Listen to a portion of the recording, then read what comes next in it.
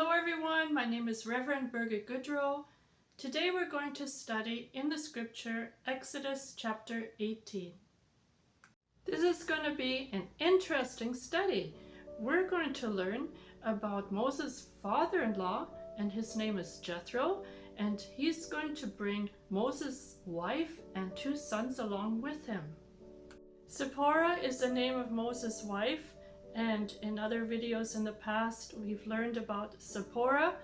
She was the one that made Abraham be circumcised because it was so important. She was the right hand of her husband Abraham to make sure things were in order. So Moses and Zipporah, they had 2 sons. The firstborn was called Gershom, and that name means sojourn in a foreign land. And the second-born, Eliezer, and that name means that God has helped me.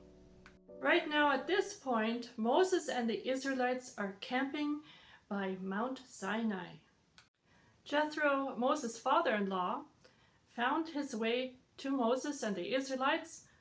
We don't know how, if he just followed a trail that the Israelites left behind, because they were thousands of people here that were traveling together, or if God led him into the wilderness to meet them.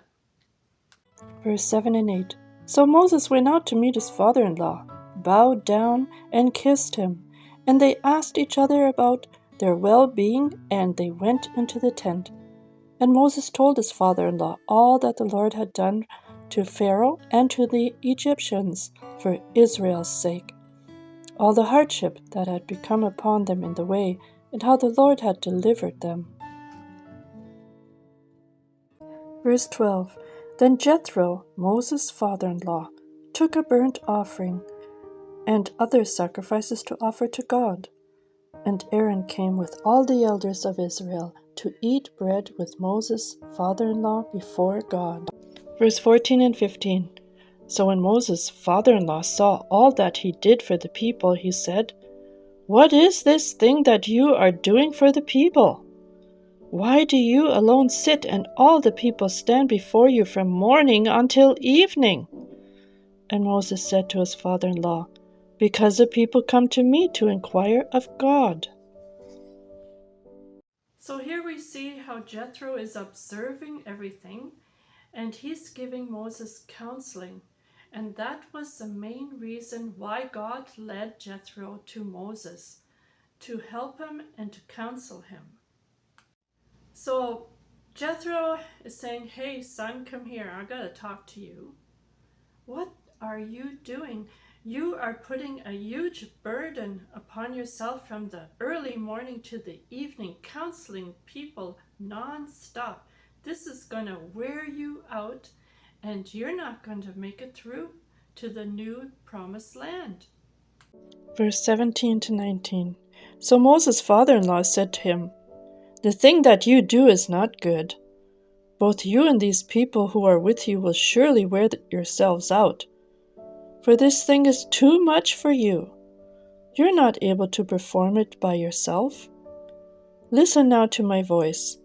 I will give you counsel, and God will be with you. Stand before God for the people, so that you may bring the difficulties to God." So Moses, he humbles himself before Jethro, and he took on his good advice and counsel. And he says, you need leaders under you, elders, to help you out with the small problems, and then just let people come to you that have serious problems, and don't take all the problems on from the morning to the evening. Verse 20 to 23. And you shall teach them the statutes and the laws, and show them the way in which they must walk, and the work they must do. Moreover, you shall select from all the people able men, such as fear God, men of truth, hating covetousness, and place such over them to be rulers of thousands, rulers of hundreds, rulers of 50s, and rulers of 10s. And let them judge the people at all times. Then it will be that every great matter they shall bring to you, but every small matter they themselves shall judge. So it'll be easier for you, for they will bear the burden with you. If you do this thing and God so commands you, then you will be able to endure, and all this people will also go to their place in peace. So this is all about empowering others and giving them also responsibility. And also recognizing how God is raising up others. So these scriptures are a great example for churches today and how a church should function. The pastor or the leader of the church, he should have other people, the elders or the board people or people in ministry taking the load off of the pastor. If everyone would always call the pastor for every little problem that is going on, the pastor is going to be worn out pretty soon.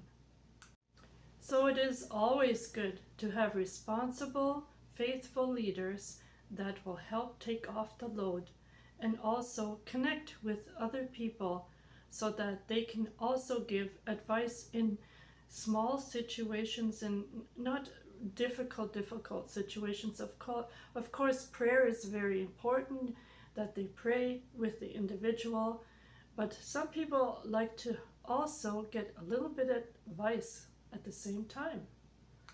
Now, these people in leadership should have virtue and know God's commandments and God's will. So now Moses is picking out responsible people that will take care of groups of 50 or 100, as we read in the scripture, according to the person. Some people can do well with taking care of 100 or 50 people, and other people can only handle maybe 10 people. He has to discern who he's going to put as a leader to certain groups. Verse 27. Then Moses let his father-in-law depart, and he went his way to his own land. So in the last verse we read that Jethro went back to the land of Midian, and in the Hebrew Bible it says that Moses sent Jethro back to his land because he was a high priest and people needed him back in the land where he came from. The Israelites are a nation on the move, and God is preparing the Israelites for the new land that he is planning for them to enter into.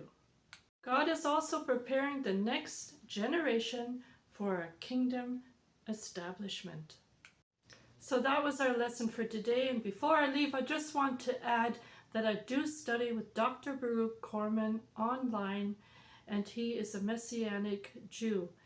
And he reads everything in Hebrew and then translates it in English. And that's how I learned some things from the Hebrew Bible. And I like to give you all as much information as possible from the original Bible. I want to thank you all for watching. And if you enjoyed these Bible studies, please subscribe and help this channel grow. And until the next time, God bless you all.